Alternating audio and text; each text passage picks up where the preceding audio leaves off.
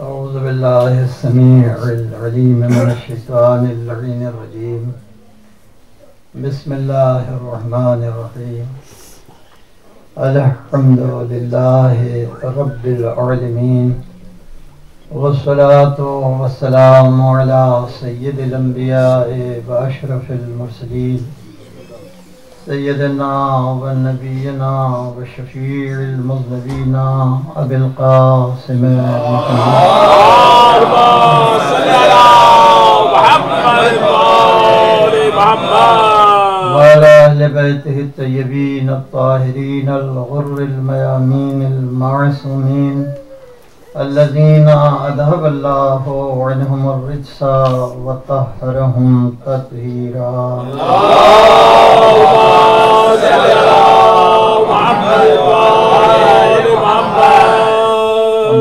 أما بعد، فقد قال الله سبحانه وتعالى في القرآن الكريم: بسم الله الرحمن الرحيم. ما قدر الله حق قدره إذ قالوا ما أنزل الله على بشر من شيء. صلوات. اللهم صل على محمد وآل محمد. ارشاد ہو رہا ہے انسانوں نے اپنے رب کی، اپنے پروردگار کی، اپنے خالق و مالک کی وہ قدر نہیں کی جیسی قدردانی کا وہ مستحق تھا.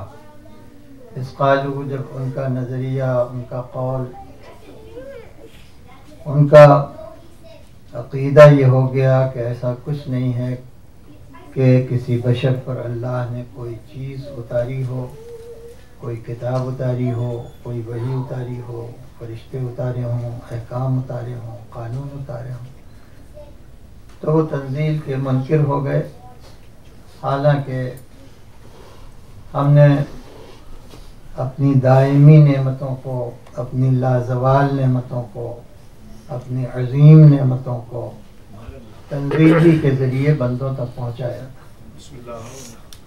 اگر وہ نعمتیں ان کو مل جاتی تو ان کو اندازہ ہوتا کہ پروردگار عالم نے کس قدر اپنے بندوں پر اپنی رحمت، اپنی رافت کا اظہار کیا ہے اور ان کے لیے کون کون سے سامان مہیا کیے ہیں.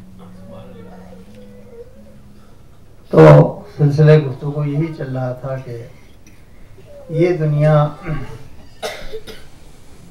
انسان کو وہ نعمتیں نہیں دے سکتی کہ جو نعمتیں انسان کو پروردگار عالم نے بعنوان تنزیل، یعنی آسمان سے یا بلندی سے اتار کے دی ہیں اور نازل کر کے دی ہیں. اسی لیے پروردگار عالم نے بار بار اپنے انبیاء کو بھیج کے جس بات کے اوپر سب سے زیادہ زور دیا وہ یہی تھا کہ کہیں ایسا نہ ہو کہ تم دنیا کی زینتوں ہی کو حرف آخر سمجھو، اور وہ زندگی جو ہم نے ابھی چھپا کے رکھی ہے اس سے تم محروم ہو جاؤ. اور اسی کو سمیٹ کے ایک سورہ اعلیٰ میں ارشاد فرمایا کہ یہ دنیا جو ہے وہ چاہے جتنی نعمتوں کو اپنے دامن میں اکٹھا کر لے، لیکن آخرت کے مقابلے میں ایک بہت ہی قلیل پونجی کے علاوہ اور کچھ ثابت نہیں ہو. اسی لیے ارشاد ہوا ہے کہ بل توثرون الحیات الدنیا، ہم نے 1,24,000 پیغمبر بھیجے تمہیں بتانے کے لیے دیکھو اس زندگی کے فریب میں نہ آ جانا، اس دنیا کے فریب میں نہ آ جانا، مگر تم ہو بل توثرون الحیات الدنیا، تم ہو کہ اپنا دل اسی دنیا کو دے بیٹھے ہو، اسی کو تم ترجیح دیتے ہو. والآخرت ہو، حالانکہ اس کے مقابلے میں آخرت خیر بھی ہے اور باقی رہنے والی بھی. ایک سلام بھی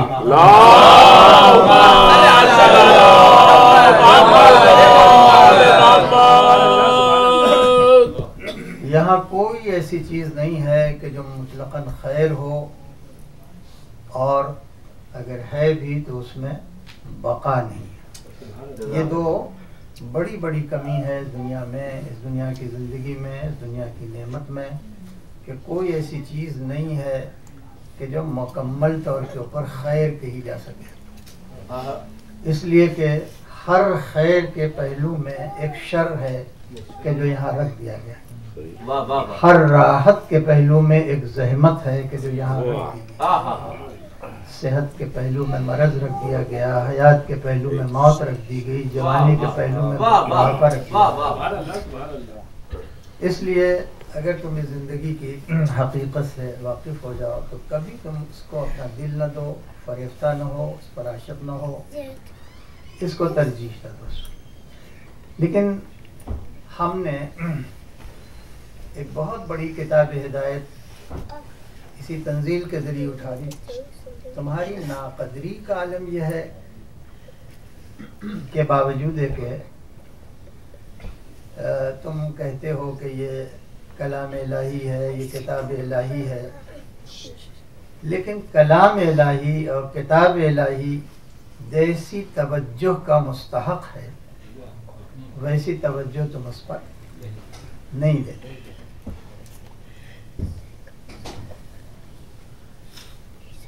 تو قرآن مجید میں کہا فَلَا يَتَدَبَّرُونَ فِي الْقُرْآنِ، کیا وہ لوگ قرآن کے اوپر تدبر نہیں کرتے، غور نہیں کرتے، سوچتے نہیں؟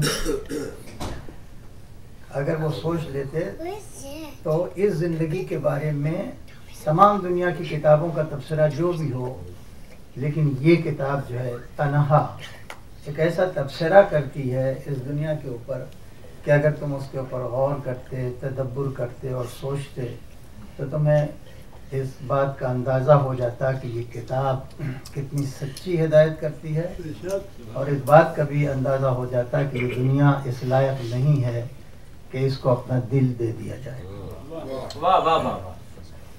پوری دنیا کے لٹریچر میں آپ تمام چاہے مذہبی کتابوں کو اٹھا کے دیکھیں، چاہے سیکولر کتابوں کو اٹھا کے دیکھیں، آپ کو کہیں یہ نہ ملے گا کہ اگر موت اور حیات کا ذکر کرنا ہو تو کسی کتاب نے پہلے موت کا ذکر کیا ہو اور بعد میں حیات کا ذکر کیا۔ اس لیے کہ ہر آدمی یہ دو باتیں موت و حیات کو جب بیان کرے گا تو پہلے حیات کا نام لے گا، اس کے بعد موت کا نام لے گا۔ لیکن تنہا پوری دنیا میں یہی کتاب ہے قرآن کریم کہ جس نے حیات سے پہلے موت کا نام لے کے اور ہماری آزمائش کر لی کہ ہم غور سے پڑھتے ہیں کتاب کی قدردانی ہے ہمارے پاس کہ نہیں ہے۔ سورہ ملک کی مشہور و معروف آیت ہے، برابر پڑھی جاتی ہے، سنی جاتی ہے کہ هو الذی خلق الموت والحیاۃ لیبلوکم ایکم احسن عملا۔ اس نے موت کو خلق کیا، اس نے حیات کو خلق کیا تاکہ تمہارا امتحان لے لے، جب لوگوں تمہیں آزما لے کہ واقعی تم میں انٹیلیجنٹ کون ہے کہ جو عمل کے اعتبار سے احسن ہے، فکر کے اعتبار سے احسن ہے۔ اب اس میں موت و حیات کا تذکرہ کیا، پہلے موت کا تذکرہ کیا، اس کے بعد حیات کا تذکرہ کیا۔ تو معمولی پڑھے لکھے انسان کو بھی جب اتنا شعور ہے کہ موت و حیات جب اکٹھا ذکر کرنا ہو تو پہلے حیات کا ذکر کیا جاتا ہے، بعد میں موت کا ذکر کیا جاتا ہے۔ لیکن جس نے علم کو خلق کیا ہو، کیا اس خالق کو اتنا شعور نہیں کہ بجائے اس کے کہ وہ یہ کہتا خلق الموت، پہلے یہی کہہ دیتا خلق الحیات والموت، لیکن اللہ نے بہت ذرا سا ترتیب بدل کے ہمارا ٹیسٹ لے لیا، ہماری آزمائش کر لی کہ کس کی فکر احسن ہے اور کس کا عمل احسن ہے۔ بہرحال اگر کسی انسان سے پوچھا جائے کہ بتاؤ موت اور حیات ہمارے امتحان کے پرچے میں اللہ نے رکھ دیا ہے اور کسی چیز کو کمپلسری نہیں رکھا ہے. جو پرچہ امتحان کا ہمارے سامنے اللہ نے رکھا ہے اس میں فقط 2 سوال ہیں جو کمپلسری ہیں، جو واجب الجواب ہیں. ان کا جواب دینا واجب ہے، باقی سب مستحب ہے. یعنی تم اس دنیا میں کروڑوں نعمتیں ہیں، کروڑوں مخلوقات ہیں، اربوں مخلوقات ہیں، لیکن اربوں مخلوقات میں سے ہم نے فقط 2 مخلوق کو نکال کے تمہارے امتحان کے پرچے میں رکھ دیا ہے آزمانے کے لیے. بس ہمیں یہ بتا دو کہ what is life, number 1 what is death. واہ واہ واہ واہ واہ واہ. بس یہی ہم تم سے پوچھنا چاہتے ہیں، اسی میں ہم تمہیں آزما لیں کہ ہمیں یہ بتاؤ کہ تمہاری نگاہ میں موت کیا ہے، تمہاری نگاہ میں حیات کی حقیقت کیا ہے. اس لیے کہ یہ دونوں چیزیں جو ہیں برابر تمہارے آبزرویشن میں ہیں. اس دنیا میں لوگ آتے ہیں، تم پیدا ہونے والے بچے کو دیکھتے ہو، پلنے والے بچے کو دیکھتے ہو برابر، اور جو یہاں آتے ہیں ان کو واپس ہوتے ہوئے دیکھتے ہو، جاتے ہوئے دیکھتے ہو. نہ موت تمہارے لیے کوئی اجنبی چیز ہے، نہ حیات تمہارے لیے کوئی اجنبی چیز ہے. برابر تمہارے مشاہدے میں یہ بات ہے، پیدا ہونے والے بچے، مرنے والے انسان، وہ سب تمہارے خود ایک زندگی کا تجربہ لے کے تم پڑھ رہے ہو. تو ہم جو قریب ترین جو چیز جو حقیقت ہے تم سے، اسی کو ہم تمہارے امتحان کے پرچے میں بطور واجب ہم امتحان کا سوال بنا کے تمہارے سامنے رکھتے ہیں. اب تم بتاؤ. ہم یہ نہیں پوچھتے کہ بتاؤ سورج کی حقیقت کیا ہے، چاند کی حقیقت کیا ہے، سمندر کی گہرائیوں کی حقیقت کیا ہے. ہم اگر ٹیسٹ لینا چاہیں تو بہت سی مخلوقات ہیں، مگر وہ سب ہم نے تمہارے ذوق تحقیق پر چھوڑ دیا ہے. تمہیں تحقیق کا شوق ہو تو فضائے بسیط میں نکل جاؤ، سمندر کی گہرائیوں میں اتر جاؤ. عالم نباتات کے حقائق کو دیکھو، عالم حیوانات کے حقائق کو دیکھو. کتنی حکمتیں ہیں کہ جن سے مخلوقات چھلک رہی ہیں، لیکن ہم نے کسی کو امتحان کا سوال نہیں بنایا ہے. فقط 2 باتوں کو ہم نے کمپلسری، آپ جانتے ہیں کہ وہ سوال کہ جس کو اوائڈ نہیں کیا جا سکتا، جس کو بہرحال کرنا ہے اپنی پوری زندگی میں. جہاں سے تمہارے پاس علم آ سکے، کالج سے آئے، اسکول سے آئے، ذاتی تجربے سے آئے، لائبریری سے آئے، بزرگوں کی صحبت میں آئے، دوستوں کی صحبت میں آئے، کہیں سے بھی تم علم حاصل کر روشنی میں ہمیں یہ بتا دو کہ تمہاری نگاہ میں زندگی کیا ہے اور تمہاری نگاہ میں موت کیا ہے. بس یہی 2 سوال ہیں. لیبلوکم، ہم نے یہ 2 مخلوقات اس لیے بنائی ہیں، لیبلوکم، تمہیں آزمائیں، تمہارا ٹیسٹ لیں، تمہارا امتحان. اب آپ اکثریت سے پوچھئے، دنیا کی میجارٹی سے پوچھئے، مومنین کی میجارٹی سے پوچھئے کہ بھائی زندگی تمہاری نگاہ میں کیا ہے، لائف تمہاری نگاہ میں کیا ہے. تو سب ایک ہی قسم کا جواب دیں کہ زندگی، حیات، لائف ایک لطیف انرجی ہے. یہ جواب آتا ہے. کوئی بہت لطیف کے معنی بہت ہی سٹل، بہت ہی ابسٹریکٹ کوئی انرجی ہے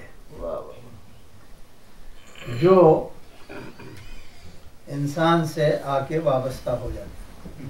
اور جیسے ہی یہ وابستہ ہوتی ہے، جیسے ہی یہ داخل ہوتی ہے، ویسے نظام جسم میں حرکت آ جاتی ہے. اگر یہ نہیں ملتی آ کے تو پورا نظام جسم رہتا ہے مگر اس میں حرکت نہیں ہوتی. آنکھیں رہتی ہیں مگر بینائی نہیں ہوتی، کان ہوتا ہے مگر سماعت نہیں ہوتی، دل ہوتا ہے مگر دھڑکن نہیں ہوتی، رگیں ہوتی ہیں مگر آوازی نہیں ہوتی، ہاتھ ہوتا ہے مگر جنبش نہیں ہوتی، پیر ہوتے ہیں حرکت نہیں ہوتی. تو کوئی انرجی ہے، انویزیبل انرجی، ایبسٹریکٹ انرجی، لطیف انرجی، اس کا آپ جو بھی نام رکھیں، وہ جب آتی ہے اور نظام جسم سے، باڈی کے سٹرکچر سے آ کے مس کرتی ہے یا اندر جاتی ہے، تو اس کے جاتے ہی دل بھی دھڑکنے لگتا ہے، آنکھیں بھی دیکھنے لگتی ہیں، کان بھی سننے لگتے ہیں، خون کی روانی بھی ہو جاتی ہے۔ تو زندگی ایک ایبسٹریکٹ انرجی کا نام ہے، ایک لطیف توانائی کا نام ہے۔ تو اس میں کوئی شک نہیں کہ یہ بات جو کہی جا رہی ہے وہ صحیح کہی جا رہی ہے، اور یہی انرجی جب الگ ہو جاتی ہے تو پھر پورا اسٹرکچر رہتا ہے مگر فنکشن نہیں کرتا، آنکھیں پھر ہوتی مگر دیکھ نہیں پاتی۔ تو اس حالت کو ہم حیات کہتے ہیں، جب یہ ایبسٹریکٹ انرجی آ کے ملتی ہے اور جب یہ باہر ہو جاتی ہے تو ہم اسی کو موت کہتے ہیں۔ اب یہ کب سے شروع ہوتی ہے حیات؟ کب سے شروع ہوتی ہے حیات؟ تو سب کا جواب یہ ہوتا ہے کہ ماں کے شکم میں چند مہینوں کے بعد۔ قرآن نے اس کی پوری تفصیل دی ہے، قرآن کی ایمبریالوجی جو ہے وہ مصدق ہے۔ تو ایک چوتھے مہینے میں یا اسی آس پاس مہینے میں کوئی غیب سے کوئی انرجی آ کے ماں کے شکم میں بڑھنے والے ایمبریو سے مل جاتی ہے، اور جیسے ہی ملتی ہے ویسے ہی حرکت نظام جسم میں آ جاتی ہے۔ اچھا، تو دو نظریے ہو گئے کہ لائف کیا ہے اور یہ کب سے شروع ہوتی ہے۔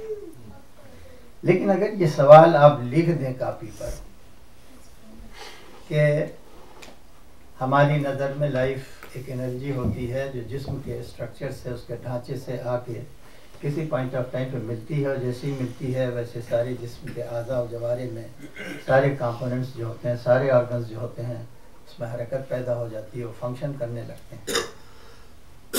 اور یہ بات شروع ہوتی ہے، یہ لائف شروع ہوتی ہے ماں کے شکم سے، اور یہ ختم ہو جاتی ہے شکم گیتی پر۔ گیتی مانے زمین، یا آپ دوسرے انداز میں کہیں یہ کریڈل سے شروع ہوتی ہے اور لحد پہ جا کے ختم ہو، مہد سے شروع ہوتی ہے اور لحد پہ جا کے ختم ہو جاتی ہے۔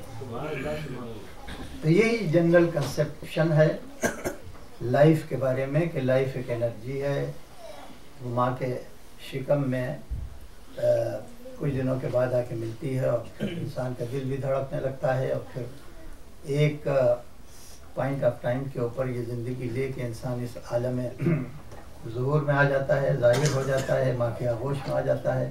تو ماں کے شکم سے زندگی شروع ہوتی ہے اور زمین کے شکم پہ جا کے ختم ہو جاتی ہے۔ یہی جنرل کنسیپٹ ہے، یہی جنرل کنسیپٹ ہے۔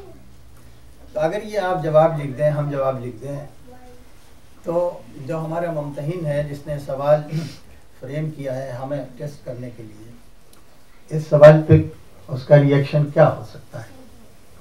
آیا ٹک کرے گا کہ ہاں صحیح جواب ہے، یا بالکل کاٹ کے کہے گا کہ یہ ریڈیکلی بالکل غلط جواب ہے؟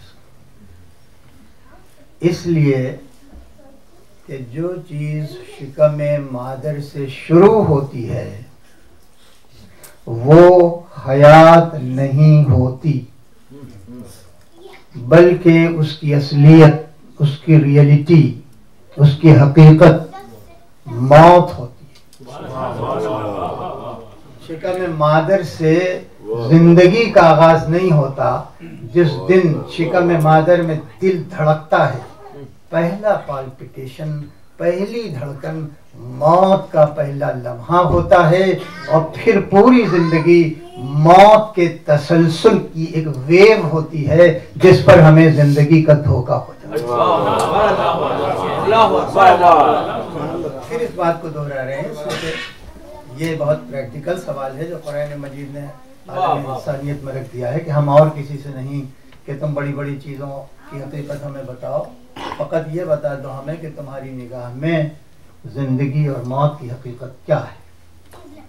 تو اگر تمہارا تصور، تمہارا کنسپٹ یہ ہو کہ زندگی شروع ہوتی ہے ماں کے شکم سے اور یہ ختم ہو جاتی ہے اس زمین کے شکم میں، تو یہ سوال تمہارا غلط ہے، اس لیے کہ جو چیز ماں کے شکم سے شروع ہوتی ہے وہ زندگی نہیں ہوتی، وہ اصلاً موت ہوتی ہے، موت کا عمل ہوتا ہے، اور پوری زندگی موت کے عمل کا ایک تسلسل ہوتا ہے، ایک ویو ہوتی ہے، اور تمہارا امتحان اسی میں ہے کہ اسے موت کی لہر سمجھتے ہو یا اس پر زندگی کا دھوکہ ہو جاتا ہے۔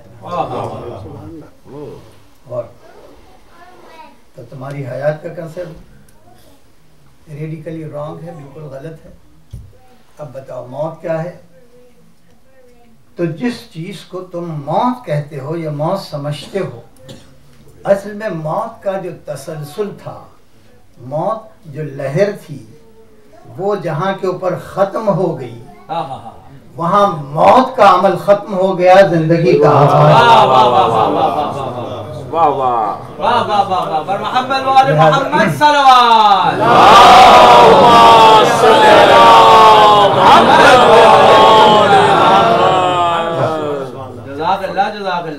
اس لیے کہ سب سے میکسیمم ایج تمہاری اس دن ہوتی ہے جس دن ماں کے شکم میں تمہارا دل دھڑکا، اور پھر برابر گھٹتی رہتی عمر، گھٹتی رہے، کبھی بڑھتی نہیں، ہمیشہ تم اس لمحے سے تمہاری عمر جو ہے برابر گھٹتی رہتی ہے، گھٹتی رہتی ہے۔ آپ جب اس عزا خانے میں آئے تھے تو آپ کی عمر زیادہ تھی، جب جائیں گے تو عمر گھٹ جائے، حالانکہ ہم یہ کہیں گے کہ نہیں عمر بڑھ گئی۔ اگر ہم اس حقیقت کو جانتے کہ جس دن سے ہم پیدا ہوئے ہیں اس دن سے ہماری عمر برابر گھٹ رہی ہے، تو ہم 16 برس میں کوئی برتھ ڈے نہ مناتے، بلکہ 16 سال کم ہو جانے کا غم مناتے۔ تو یہ ایک بڑا لطیف سے امتحان ہے جو اللہ نے لے لیا۔ مغرب میں بھی بہت سے لوگ ایسے ہوئے جنہوں نے اس بات کو تاڑا کہ جس کو ہم زندگی کہتے چلے آ رہے ہیں، زندگی کہتے چلے آ رہے ہیں، اس کی حقیقت سوائے موت کی ایک لہر سے کے علاوہ کچھ نہیں۔ اور یہی وجہ ہے کہ وہاں جیسے وائٹ ہیڈ ہے، ایک بڑا فلسفی ہے، اس نے کہا کہ what is life? It is nothing except a rehearsal of death. یہ موت، یہ زندگی جسے کہتے ہیں، یہ موت کا ریہرسل ہے۔ تو ایک یہ بات، اگر کوئی انسان اچھی طرح سے اس حقیقت کو اپنے شعور میں اتار لے کہ یہ جسے ہم زندگی سمجھتے ہیں وہ اصل میں موت کی ایک لہر، ایک تسلسل کا نام ہے، جس کو ہم نے غلط نام دے دیا ہے، زندگی کا نام دے دیا ہے، اور جسے ہم موت سمجھتے ہیں وہ اسی تسلسل کے خاتمے کا نام ہے جسے ہم نے موت کا نام دے دیا۔ یہی وجہ ہے کہ اگر کوئی انسان یہ جائے تو کبھی اس دنیا سے محبت، اس حیات سے محبت نہیں کرے۔ اسی لیے پروردگار عالم نے روزانہ ارشاد ہوتا ہے وَتَوَفَّاكُمْ بِاللَّيْلِ، تم اگر بہت ہی جسے کہتے ہیں سینسیبل انسان ہوتے، تمہارا شعور بیدار ہوتا، تم چیزوں کو اس کے صحیح پرسپیکٹیو میں آبزرو کرتے، تو روزانہ رات کو ہم تمہیں ایک وفات دے دیتے۔ توفاکم باللیل، جیسے رات آتی ہے ویسے وفات کے معنی تمہاری عمر کا ایک حصہ پورا ہو جاتا ہے، تمہاری وفات ہو جاتی ہے، اور جیسے ہی وفات ہوتی ہے ویسے تم دوسرے موڈ آف ایگزسٹنس میں چلے جاتے ہو جس کا نام ہے نیند، اور پھر زیادہ دیر نہیں گزرتی کہ پھر تم اسی موڈ کی طرف لوٹ آتے ہو اور کھڑے ہو جاتے ہو زمین کے اوپر۔ یہ تینوں چیزیں ہم تمہیں روزانہ تمہارے تجربے میں ڈال کے دیکھنا چاہتے ہیں کہ تم میں کون سب سے زیادہ ہوش مند ہے، اس لیے کہ یہی تینوں فیزز ہیں جس سے تمہیں گزرنا ہے۔ ایک یہ دار عمل ہے، اور یہ دار عمل جو ہے یہاں کی زندگی ایک وفات پہ ختم ہو جائے گی، اور وفات کے بعد تمہارا انتقال ہوگا، اور پھر نیند میں تم چلے جاؤ۔ نیند سے پھر تم دوسری صبح کو اٹھو گے قیام، اس کے علاوہ اور کچھ نہیں ہے جس سے ہم تمہارا امتحان دے رہے ہیں کہ اس دار عمل میں ایک دن وفات ہوگی تمہاری، پھر اس کے بعد منتقل ہو کے تم برزخ میں چلے جاؤ گے، اور برزخ کے بعد پھر ایک دن ایک زلزلہ قیامت آئے گا اور جھنجھوڑ کے تمہیں کھڑا کر دے گا، اٹھا دے گا۔ قیامت کچھ اور نہیں ہے، سوتی ہوئی زندگی کو جھنجھوڑ کے کھڑا کر دینے کا نام قیامت۔ لہذا ہم چاہتے ہیں کہ تم زندگی کی حقیقت کو، موت کی حقیقت کو اس دنیا میں جب تک تم رہو اس کو اچھی طرح سے سمجھ لو، اس لیے کہ اس کے بعد میں براہم برزخ، اس کے بعد ایک برزخ ہے، اور برزخ بالکل وہی ہے جیسے انسان کی نیند ہے۔ نیند کی حقیقت کو سمجھو کہ نیند میں تمہارا جسم وہیں رہ جاتا ہے جہاں تمہارا بستر ہے، جہاں تم سو رہے ہو، لیکن اس نیند کے عالم میں تم ایسی ایتھیریل باڈی لے کے اور اس جسم کو اسکیپ کر جاتے ہو کہ اگر تم کوئی خواب دیکھو، اچھا خواب دیکھو تو اسی جسم کے ساتھ دیکھو گے، برا خواب دیکھو گے تو اسی جسم کے ساتھ دیکھو گے۔ لہذا اچھی طرح سے یہ سمجھ لو وہ چیز جس کو تمہاری آٹونمی کہا جاتا ہے، سیٹ آف لائف کہا جاتا ہے، نفس کہا جاتا ہے، اس نفس کو ریئلائز کرنے کی کوشش کرو کہ اس میں کتنی صلاحیتیں پائی جاتی ہیں۔ یہی نفس وہ ہے کہ تو تمہارے جسم میں رہتا ہے تو ارادے کا مرکز بن جاتا ہے، اور یہی جب نیند میں تمہارے جسم کو چھوڑ کے چلا جاتا ہے تو ایک مثالی باڈی بن جاتا ہے، ایک مثالی جسم بن جاتا ہے۔ یہ والا جسم نہیں ہوتا بلکہ ایک مثالی جسم ہوتا ہے جو تمہیں خوابوں میں چلتا پھرتا دکھائی دیتا ہے۔ تو اگر تم روزانہ کی زندگی کے ان حقائق اور ان پہلوؤں کو اگر غور سے نہ دیکھو گے تو یہ سفر حیات میں تم نکل چکے ہو، نہ تمہیں موت کی حقیقت سمجھ میں آئے گی، نہ برزخ کی حقیقت سمجھ میں آئے گی، اور برزخ کے بعد تمہیں قیامت کی حقیقت بھی سمجھ میں نہیں آئے گی۔ ایک صلوات بھیج دو۔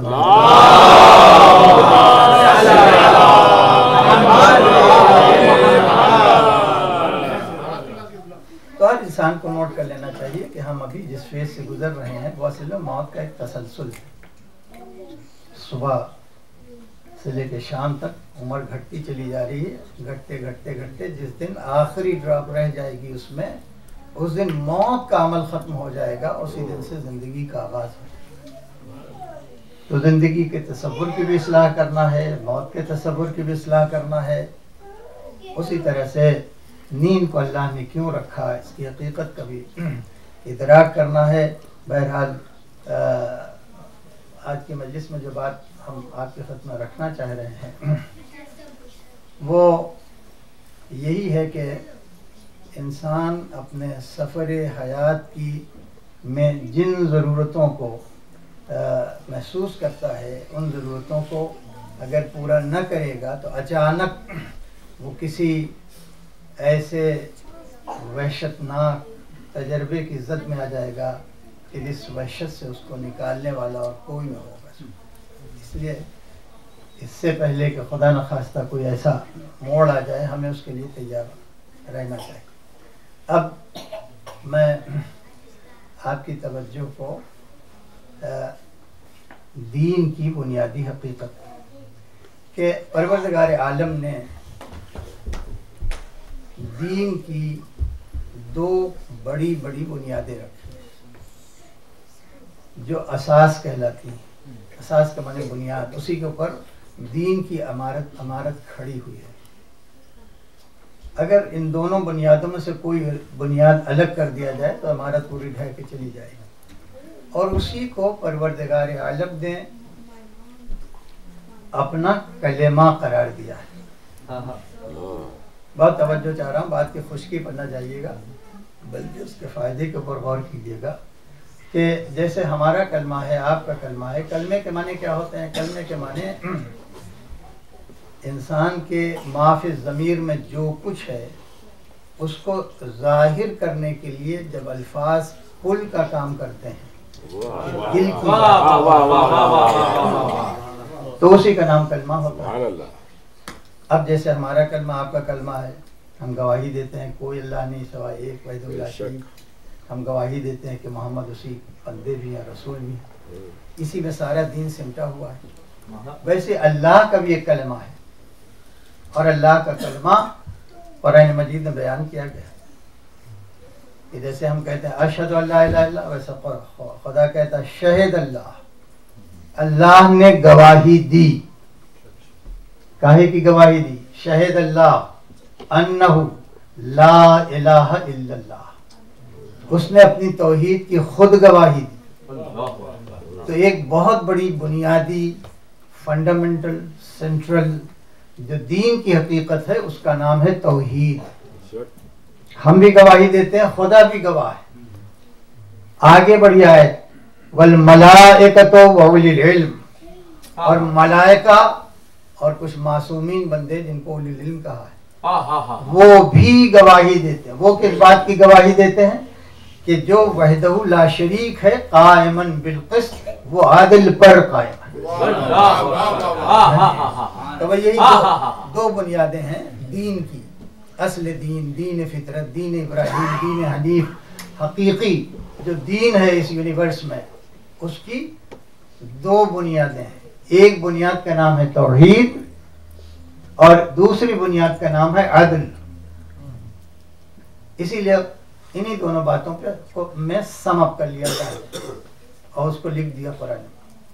ہم انگریزی میں کہتے ہیں پورا ٹوٹل میٹر جو ہے وہ ان دو فقروں میں چلا آیا، سم اپ ہو گیا۔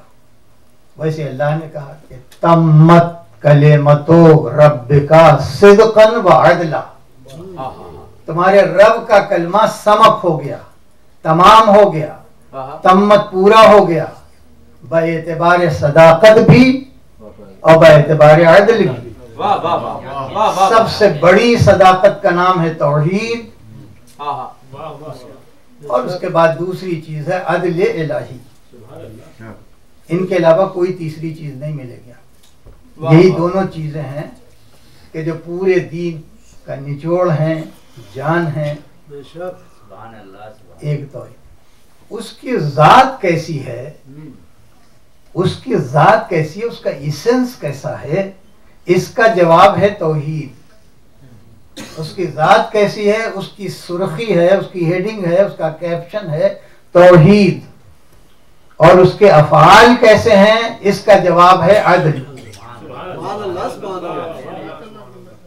اور لہذا وہ اپنی ذات میں توحید اور اپنے فعل میں عدل، نہ کبھی عدل سے اس کا فعل الگ ہوتا ہے اور نہ کبھی توحید سے اس کی ذات الگ ہوتی ہے۔ بر محمد و آل محمد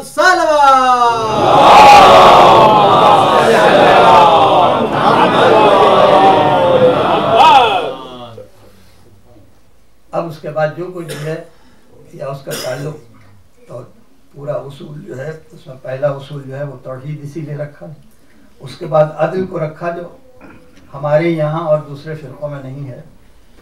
اب اس کے بعد نبوت یہ کوئی اور چیز نہیں ہے، یہ عدل ہی کا مظہر ہے، جیسا ہم کہتے چلے آ رہے ہیں کہ اللہ نے پیدا کیا ہے، اس کی ذمہ داری تھی کہ ہمیں اطلاع دے، آگاہ کرے کیوں پیدا کیے گئے، کہاں جانا ہے، کیا مقصد حیات ہے۔ ان سب کے لیے اس نے جس شعبہ نبوت کو پیدا کیا وہ بھی اس کے عدل کا تقاضا تھا، لہذا نبوت و رسالت بھی عدل ہی کا ایکسٹینشن ہے۔ اب اس کے بعد جیسا کہ ہم نے کہا کہ اگر یہ قیامت تک جاتی ہے تو کسی امامت کی ضرورت، نبوت چلی جاتی تو کسی امامت کی ضرورت نہیں۔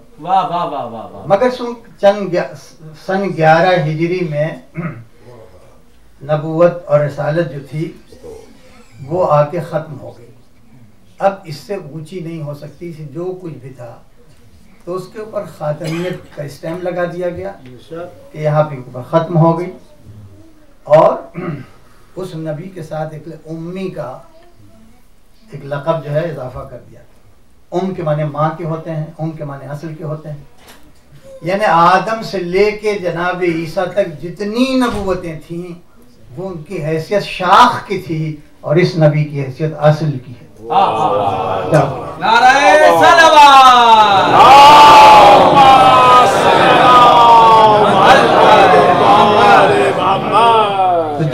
خبریں تھیں وہ سب آ چکی، جتنے پیغامات تھے وہ سب آ چکے، اب کوئی نیا پیغام نہیں آنا، اب کوئی نئی خبر نہیں آنا، اب کوئی نئی کتاب نہیں آنا۔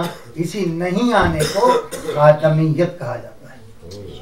جتنا فنڈ آف انفارمیشن تھا وہ سب بھیج دیا گیا، جتنے میسیجز تھے وہ سب بھیج دیے گئے۔ اب فردر کوئی ایسا نہ میسیج رہ گیا نہ نیوز رہ گئی کہ جو بھیجی جائے، لہذا بات کو یہیں کے اوپر ختم کر دیا جاتا ہے، یہیں پر نبوت اور رسالت کی فائل کو کلوز کر دیا جاتا ہے۔ لیکن چونکہ ابھی عالم انسانیت صبح قیامت تک جائے گا، اس کو ہدایت کی ضرورت پڑے گی، لہذا اب یہاں سے ایک ایسا سلسلہ ہدایت آگے بڑھے گا کہ جس کی ہر کڑی معصوم ہوگی، ہر کڑی اسی کلائمیکس کو طے کر رہی ہوگی جس کلائمیکس پر نبوت ختم ہوئی ہے۔ یہی وجہ ہے کہ کلائمیکس پہ نبوت پہنچ گئی تو اس کے کیریکٹر کو محمد کہا گیا، تو اب اس سے نیچے نہیں کیریکٹر اترا، اسی سطح کلائمیکس صبح قیامت تک چلا گیا۔ یہی وجہ ہے کہ محمد نام ہے مختتم کا، اسی ختم سے ایک لفظ بنایا، جیسا گاڑھا لفظ ہے مختتم، اور اسی نقطہ مختتم کے پھیلاؤ کا نام امامت۔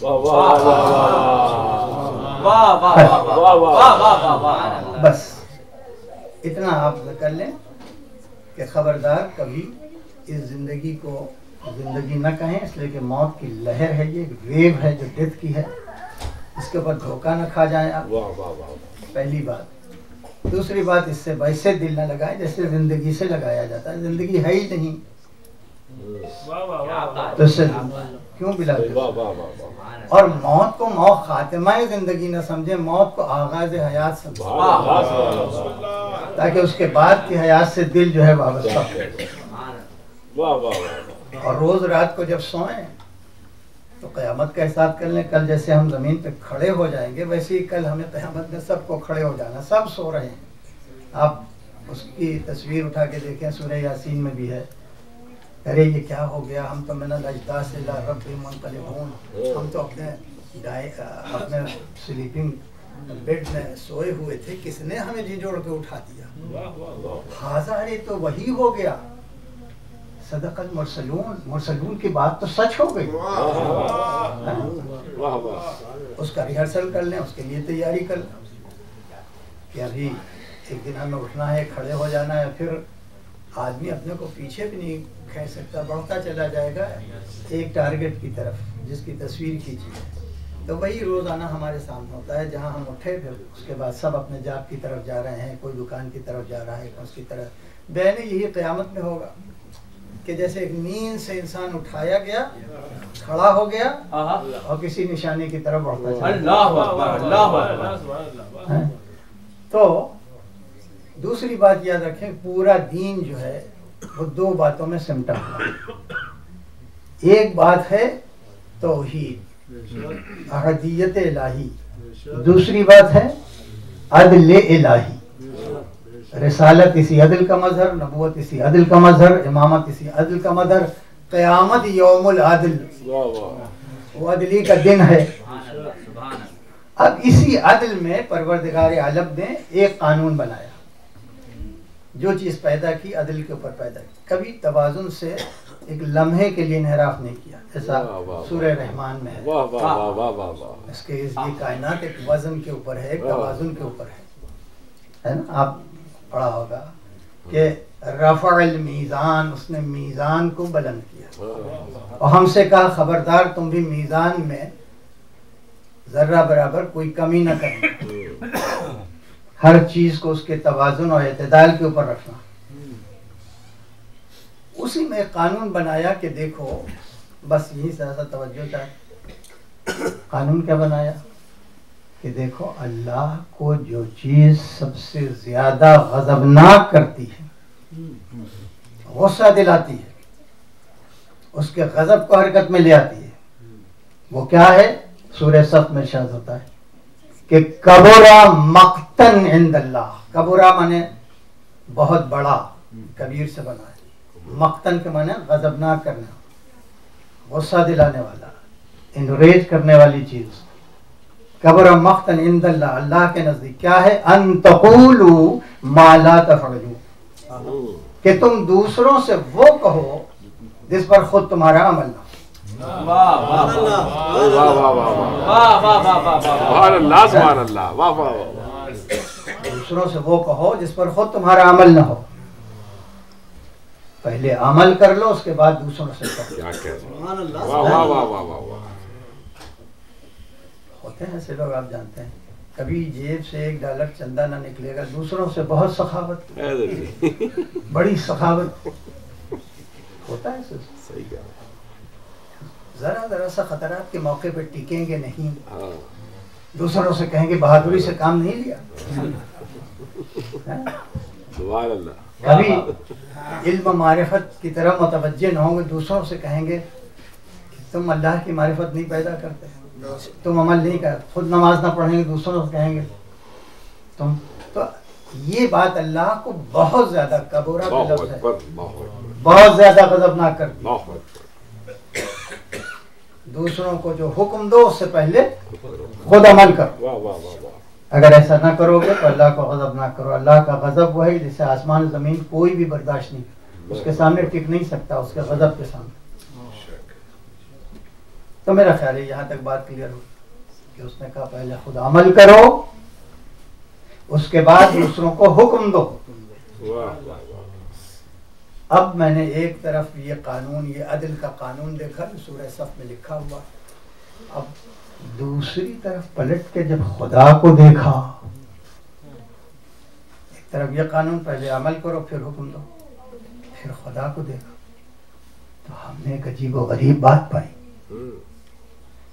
کہ اس نے جتنی بات کا حکم دیا کسی پہ عمل نہیں کیا۔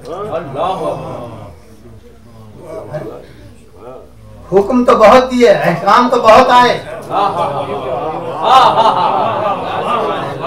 عمل کسی پہ نہیں کیا۔ ہم کو حکم دیا اقیموا الصلاۃ، کبھی مصلی بچھایا، کبھی وقت سے اٹھا نماز پڑھ کے، ہمیں روزے کا حکم دیا، واجب کر دیا، کبھی خود اس نے روزہ رکھا۔ ہم کو زکوٰۃ کا حکم دیا، کبھی خود اس نے زکوٰۃ نکالی۔ ہم پر اپنا حق جتا کے کہا کہ حق ہے انسانوں پر کہ ہمارے گھر کا سفر کریں، حج کریں، کبھی خود کیا۔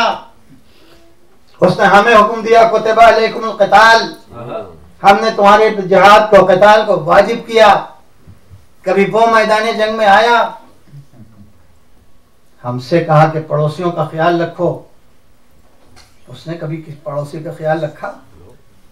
ہم سے کہا کہ بیویوں کے حقوق ادا کرو، کبھی اس نے بھی بیوی کے حقوق ادا کیے؟ بیویوں سے کہا شوہر کی اطاعت کرو، کبھی اس نے بھی کر کے دکھایا؟ کتنے سوالات پیدا ہوں کہ حکم تو دے دیا مگر اس کے اوپر عمل نہیں کیا۔ اور خود ہی کہتا ہے کہ اللہ کو سب سے زیادہ جو بات غضبناک کرتی ہے وہ یہی ہے کہ تم دوسروں سے وہ کہو جس پر خود تمہارا عمل نہ ہو۔ غور فرما رہے ہیں۔ لیکن اگر وہ اپنے حکم پر خود عمل کرنے لگے، مصلی بچھائے کہ پہلے نماز پڑھ لے، تب کہیں گے لوگوں سے اقیموا الصلاۃ، تو مصلی بچھائے تو ایک جسم کا پابند ہونا پڑے گا، ایک سمت کا پابند ہونا پڑے گا، ایک وقت کا پابند ہونا پڑے گا نا۔ تو جیسے ہی مصلی بچھا کے نماز کے لیے کھڑا ہوگا توحید رخصت ہو جائے گا۔ بہت توجہ چاہ رہا ہوں، بات کو منزل تک لے جانا۔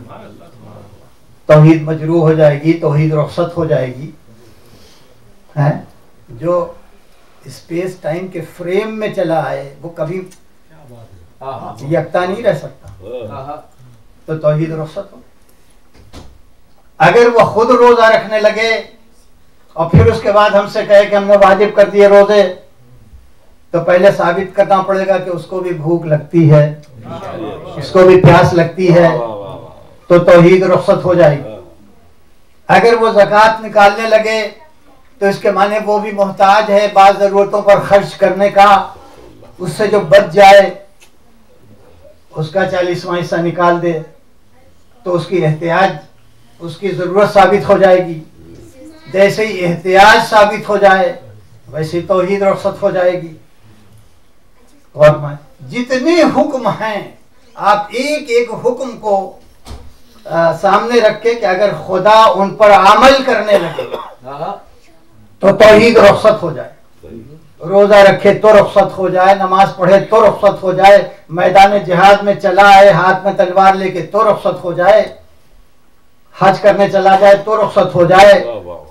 اگر پڑوسیوں کا حق ادا کرے تو اس کے معنی پڑوسی اس کو رکھنا پڑے گا، تو ایک گھر ماننا پڑے گا کہ گھر ہی کی نسبت سے تو پڑوسی ہوتے ہیں، تو توحید رخصت ہو جائے.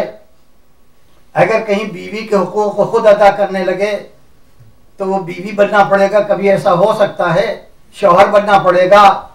باپ اولاد کی تربیت کیسے خود اگر دکھائے تو باپ بننا پڑے گا. اولاد والدین کی اطاعت کیسے کرے تو خود اولاد بننا پڑے گا. جتنے احکام ہیں وہ سب اس کی توحید کے پیچھے پڑے. اگر عمل کرنے لگے تو توحید چھین لے، توحید رخصت ہو جائے. اور اگر عمل نہ کریں تو عدل رخصت ہو جائے. اسی نے بنایا قانون. اگر عمل کرے تو توحید رخصت، اور اگر عمل نہ کرے تو عدل رخصت. یہ وہ کانفلکٹ ہے، بہت امپورٹنٹ، بہت وائٹل ہے. آپ اسے سمجھ لیں کہ پورے دین کا نچوڑ توحید اور عدل، اور اسی میں قانون کے پہلے عمل کرو اس کے بعد دوسروں سے کہو. مگر خدا اگر عمل کرے تو توحید رخصت، نہ عمل کرے تو عدل رخصت. اس کانفلکٹ کا ریزولوشن کیا ہے؟ کیسے ریزالو کریں اس تضاد کو؟ سوچتے رہیے گا، لیکن سوچ کے تھک جائیے گا. کوئی ریزولوشن نہ نکلے، کوئی اس کا حل، کوئی اس کی تحلیل نہ نکلے. توحید بھی مجروح ہو جائے گی، عدل بھی مجروح ہو جائے گی. بس ایک ہی حل ہے، اور حل یہ ہے کہ اللہ اپنے اور بندوں کے درمیان کچھ ایسے بندے پیدا کرے جن کے عمل میں اتنا اخلاص ہو کہ وہ نماز پڑھیں تو وہ کہہ سکے کہ ہم بھی بالفرض نماز پڑھتے تو اس سے زیادہ اچھی نماز نہیں پڑھ سکتے، اس سے زیادہ اچھا روزہ نہیں رکھ. یعنی ایسے بندے ہوں جن کے اخلاص عمل کی بنیاد پر ان کے عمل کو اپنا عمل کہہ سکے، اپنے عمل سے منسوخ کرے، اور منسوخ کرنے میں اس کی عظمت میں ذرہ برابر کوئی شکر نہ پڑنے پائے. یہی وجہ تھی کہ اللہ نے ایک ہی سورے کے دو نام رکھے. اسی سورے کا نام توحید رکھا، اسی سورے کا نام اخلاص رکھا. کیوں؟ اس لیے کہ اس میں اپنی توحید کا ذکر کیا، اپنی بے نیازی کا ذکر کیا، پھر ایک فیملی کا ذکر کیا، ایک باپ کا ذکر کیا، بیٹے کا ذکر کی، بیٹوں کا ذکر کیا، ایک بیوی کا ذکر کیا. ارے جب توحید کا ذکر ہو رہا ہے تو جہاں توحید کا ذکر ختم ہو جائے وہیں پہ سورے کو ختم کر دینا چاہیے. مگر یہ کیا؟ لم یلد ولم یولد ولم یکن لہ کفوا احد. اس کے معنی یہ ہیں کہ اگر ہماری توحید کو بچانا ہو، ہمارے عدل کو بچانا ہو تو ان بندوں کی معرفت پیدا کرو جن کا اخلاص ایسا تھا کہ ہم نے دنیا میں سب پیدا کیا مگر نہ ایسا باپ پیدا کیا، نہ ایسے بیٹے پیدا کیے، نہ ایسی بیوی پیدا کی. ایک کردار ہے کہ اسی کی نسبت سے اس کا باپ بھی پہچانوایا گیا، اسی کی نسبت سے بیٹے بھی پہچانوائے گئے، اسی کی نسبت سے اس کے شوہر کو بھی پہچانوایا. سلوات بھیجتے محمد علی.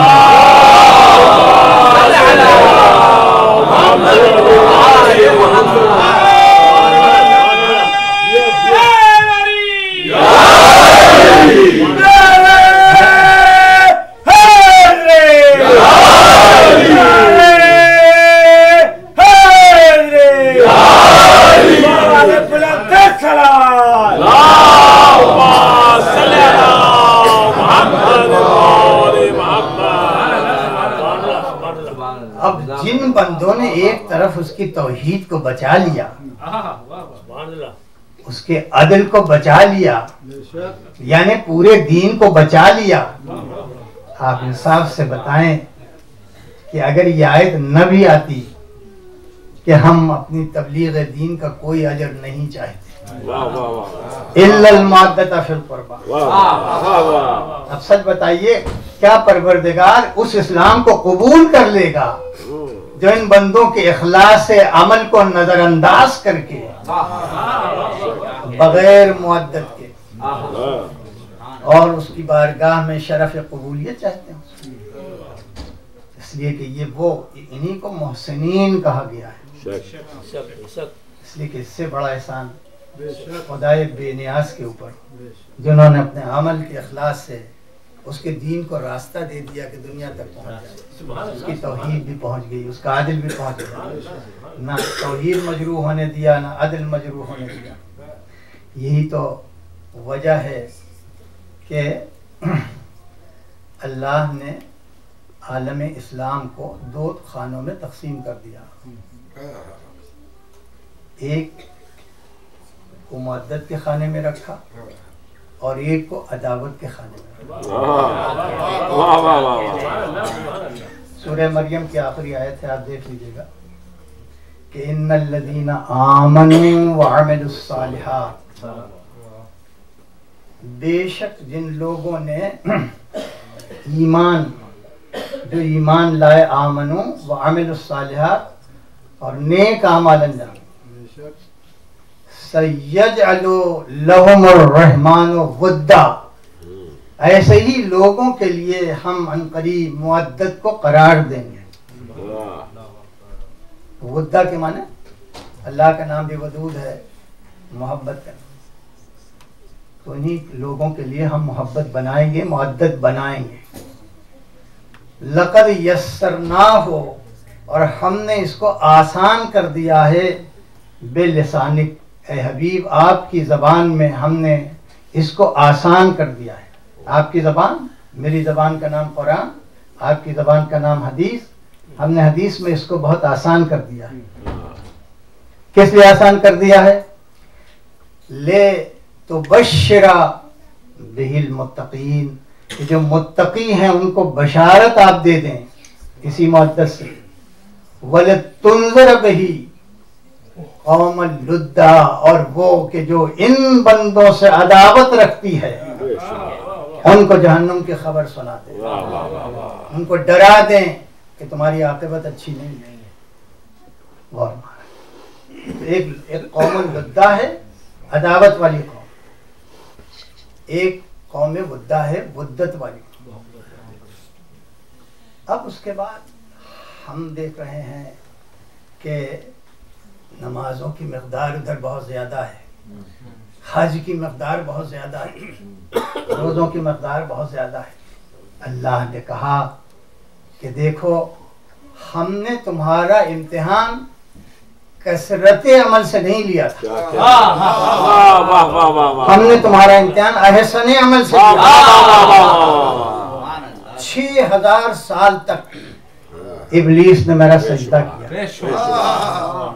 6000 سال کو جتنے سجدے کیے ہوں اس سے ملٹیپلائی کریں کتنے لاکھوں سجدے ہو جائیں، لیکن وہ سجدے لاکھوں میں صحیح، مگر وہ کثرت عمل کے نیچے آئیں گے۔ ہم نے ایک سجدے کا مطالبہ کیا تھا، وہی احسن عمل، وہی احسن عمل۔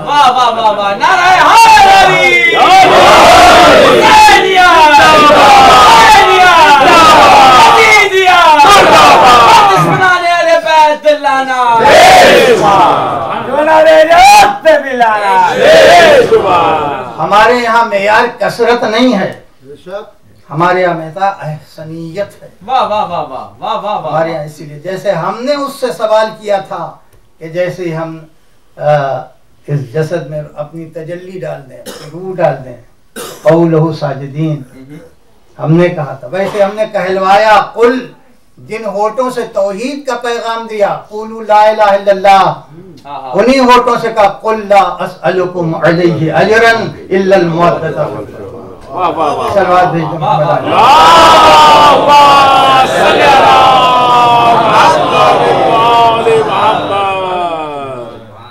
کے بعد ایک اور آیت آئی جس میں ہم سے کہا گیا حل ننبئکم باخسرین اعمالا،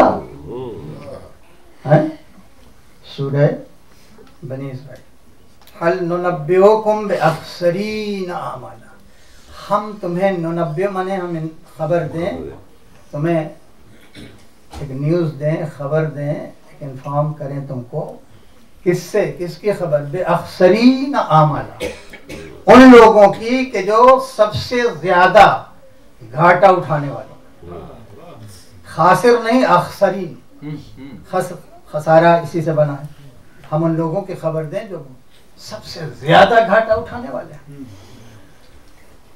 کون لوگ ہیں وہ کہ جو سب سے زیادہ گھاٹا اٹھانے والے؟ ارشاد ہوتا ہے الذین ضیعوا سعیہم فی الحیات الدنیا، وہ لوگ کہ اس حیات دنیا میں جن کی سعی ضائع ہو گئی، برباد ہو گئی، وہ لوگ یہی یحسبون، اور وہ یہی حساب لگاتے رہے کہ انہم یحسنون صنعا، کہ وہ بہت اچھا کر رہے ہیں، بڑا خیر کما رہے ہیں، بڑی کمائی کر رہے ہیں، مگر حشر کیا ہوا کہ ان کے اعمال کو ہم نے حبط کر دیا۔ وَلَا نُقِيمُ يَوْمَ الْقِيَامَةِ وَزْنًا، اور ہم قیامت کے دن ان کے لیے کوئی میزان بھی نہیں اٹھائیں گے جس میں ان کے عمل تولے جائیں۔ سوال یہ ہے کہ عمل ہوں تب تو تولے جائیں، لیکن جب عمل ہی نہیں بچے تو تولی کیا چیز جائے گی؟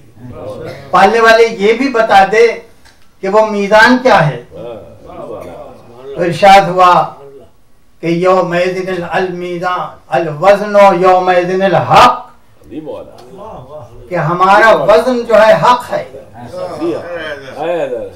اب دیکھنا پڑے گا، حق تو ایک اصول کا نام ہے، لیکن رسول نے کھلے ہوئے میدان میں اصول کو شخصیت میں بدل کے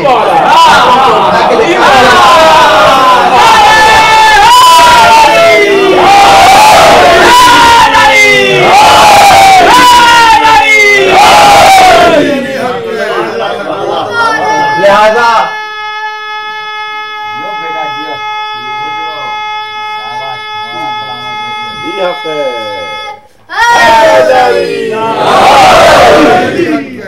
لہذا جو اس حق سے جتنا زیادہ قریب ہوگا اتنے ہی اپنے اعمال میں وزنی ہوگا۔ بھائی یہی ہے کہ جتنا زیادہ اس شخصیت کی معرفت ہوگی اتنی ہی حق کی معرفت ہوگی، اور جتنی معرفت ہوگی اسی تناسب سے محبت بھی پیدا ہوگی، جتنی محبت پیدا ہوگی اتنا ہی انسان خسارے سے نکال لیا جائے گا، اتنا ہی اس کا وزن بڑھ جائے گا، اتنا ہی وہ اللہ کی نعمتوں کا سزاوار ہو جائے گا۔ یہی تو وجہ ہے عزیزان محترم کہ علی کسی ایسی نعمت کا نام نہیں ہے کہ جو نعمتوں کی فہرست میں کوئی ایک نعمت ہو۔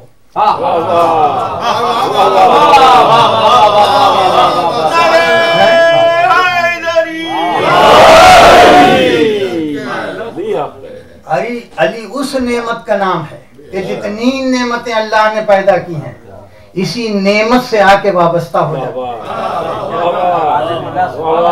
ہے۔ جیسے جتنی نبوتیں ہیں وہ سب ایک نبی سے آ کے وابستہ ہوتے ہیں، ویسے ساری نعمتیں اس ایک نعمت سے وابستہ ہوتی ہیں، تو اتمام نعمت، اسی کے اوپر ہم نے نعمتوں کو تمام کر دیا۔ اسی لیے جنہوں نے اس کی قدر و قیمت کو سمجھا، اس نے کسی قیمت پر اور سب چھوٹ جائے مگر دامن علی کو چھوڑنا گوارا نہیں سمجھے۔ کتنے واقعات ہیں، میں آپ کے سامنے بس صرف اتنا کہہ کے، اتنی بڑی نعمت تھی، اتنی بڑی نعمت تھی کہ امام حسین کے گھر میں کوئی لڑکا پیدا ہوتا تھا تو اس کا نام علی ہی رکھتے تھے، کوئی لڑکی پیدا ہوتی تھی تو اس کا نام فاطمہ ہی رکھا. کیا کہتے ہیں، واہ واہ. بخالی چھوٹے بڑے کے اعتبار سے کسی کو علی اکبر، کسی کو علی اصغر، کسی کو علی اوسط، کوئی معصوم تھا اس کا نام بھی علی. تو اس طرح سے علی کا بچپن بھی محفوظ کیا کربلا میں، علی کی جوانی بھی محفوظ کی کربلا میں، علی کی عصمت کو بھی محفوظ کیا کربلا میں. اور اس کے بعد ایک ایسا واقعہ مرتب کیا کہ جیسے غدیر کسی حافظے سے کھرچ کے پھینکی نہیں جا سکتی، کیا کہہ دے، ویسے کربلا بھی کسی حافظے سے نکالی نہیں جا سکتی. وہ کون سا صاحب حکمت تھا کہ جس نے بعینے جیسا نقشہ تھا مشیت، اسی نقشے کو اس دنیا کی تاریخ کے صفحے پہ اتار دیا. یہ ثنائی حسین کی، یہ سنت حسین کی آج تک دنیا حیرت کر رہی ہے کہ حسین کس کا نام تھا. میں نے کل آپ کی خدمت میں پڑھا تھا، لیکن آج بس ذرا سا حوالہ دے کے اور آپ زحمت کو ختم کرتا ہوں. یہ ایک ایسا انسان گزرا کہ ساری زینتوں نے جو بھی پیدا کی گئیں، ان زینتوں نے علی کے قدموں کو پکڑ لیا. بس یہ سمجھ لیجئے کہ رسول سے اگر بڑی کوئی ہستی نہیں سوچی جا سکتی تو رسول کے بستر کی زینت علی، رسول کے لشکر کی زینت علی، رسول کے ممبر کی زینت علی، رسول کی دختر کی زینت علی.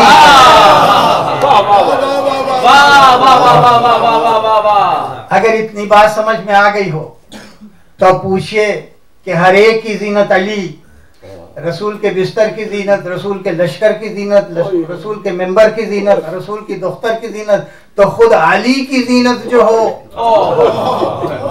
اگر علی نے کسی بیٹی کو اپنی زینت بنا دیا ہو، اب اس زینب کے مرتبے کو ہم کس پیمانے سے ناپیں؟ کون سی خاتون تھی جس کا نام زینب تھا؟ اس لیے کہ کوفے میں جب یہ اہل حرم داخل ہوئے، کوفے میں، ابھی دمشق میں نہیں داخل ہوئے، تو شادیاں بجنے لگے تھے، باجے بجنے لگے تھے. تو ایک بار یہی قیدی عورت جو ہے کہ جو سربرہنہ لائی گئی، اس نے کہا تھا شمر میں کچھ کہنا چاہتی ہوں، کوفے میں کچھ کہنا چاہتی ہوں. تو شمر نے کہا آپ کو جو کہنا ہو کہیے. آپ کیا کہیے گا؟ اس لیے کہ اتنی مصیبتیں ہم نے پہلے سے ڈال دی ہیں کہ سوائے ان مصیبتوں سے متاثر ہو کے جو جملہ نکلے گا وہ شکست کا جملہ ہوگا، بدجاجت کا جملہ ہوگا، وہ ہم سے رحم کی بھیک کا جملہ ہوگا، ہم سے کرم کے مطالبے کا جملہ ہوگا، یا وہ دیوانگی کا جملہ ہوگا. کہا کہ مگر میں اس وقت تک اپنی بات اس مجمع میں نہ رکھوں گی جب تک تو باجے والوں سے کہہ نہ دے کہ وہ روک دیں اپنے باجے. چانچہ شم نے اشارہ کیا، سارے باجے رک گئے. کہا اب بھی فضا میں تیرے سپاہیوں کے آپسی بولنے کی بات آ رہی، سنائی دے رہی. ان سپاہیوں سے کہہ دے کہ خاموش ہو جائیں، میں کچھ کہنا چاہ رہی ہوں. تو سپاہیوں سے کہہ دیا، خاموش ہو گئے. لیکن اس کے بعد گھوڑے ہنہنا رہے تھے. کہا اے شمر ان گھوڑوں کی ہنہناہٹ کو روک دے، اس لیے کہ میں کچھ کہنا چاہتی ہوں. بس شمر نے کہا کہ میں سپاہیوں کی آواز کو روک سکتا ہوں، باجا بجانے والوں کی آواز کو روک سکتا ہوں، مگر میں اونٹوں کے بلبلانے کی آواز نہیں روک سکتا، میں گھوڑوں کے ہنہنانے کی آواز نہیں روک سکتا. ایک بار سارا مجمع سن رہا تھا. زینب نے اپنے بدے ہوئے ہاتھوں سے اشارہ کرنا تھا کہ گھوڑے خاموش ہو گئے، اونٹ خاموش ہو گئے. اب زینب نے پورا خطبہ نہیں پڑھوں گا لیکن کوفے کا خطبہ ہے، اس شان سے شروع کیا گویا کہنا چاہتی ہیں یہ جانور ہے مگر ہمیں پہچان، تم انسان ہو کہ ہمیں نہیں پہچان. اسی کے اوپر گریا، لوگ رونے لگے، گریے کی آواز ہونے لگی، عورتیں رونے لگی جو بالا خانوں پر تھیں. تو ایک بار انہی رونے والی عورتوں سے زینب نے کہا خدا تمہارے بہتے ہوئے آنسوں کو کبھی نہ روکے، اس لیے کہ تمہاری مثال اس عورت کی ہے کہ جس نے مضبوطی سے اون کو کاتا ہو اور پھر اس کو جگہ جگہ سے کمزور کر دیا. اور پھر اس کے بعد پورا خطبہ ہے اور خطبے کو ایک ایک لفظ کی نشست، کہاں پہ کون سا لفظ آنا چاہیے، یہ بڑے ہوش کا متقاضی ہوتا ہے. ایسے خطبے کو اس شان سے بتا دیا کہ یہ وقت کی بات ہے، یہ مشیت کی بات ہے، ورنہ کس کی مجال تھی کہ میرے ہاتھوں کو باندھ میرے بازوں کو باندھ دے. ہمیں اللہ نے وہ ملک عظیم دیا ہے کہ ہم چاہیں تو ہنہناتے ہوئے گھوڑوں کی ہنہناہٹ کو روک دیں، بلبلاتے ہوئے اونٹوں کی بلبلاہٹ کو روک دیں.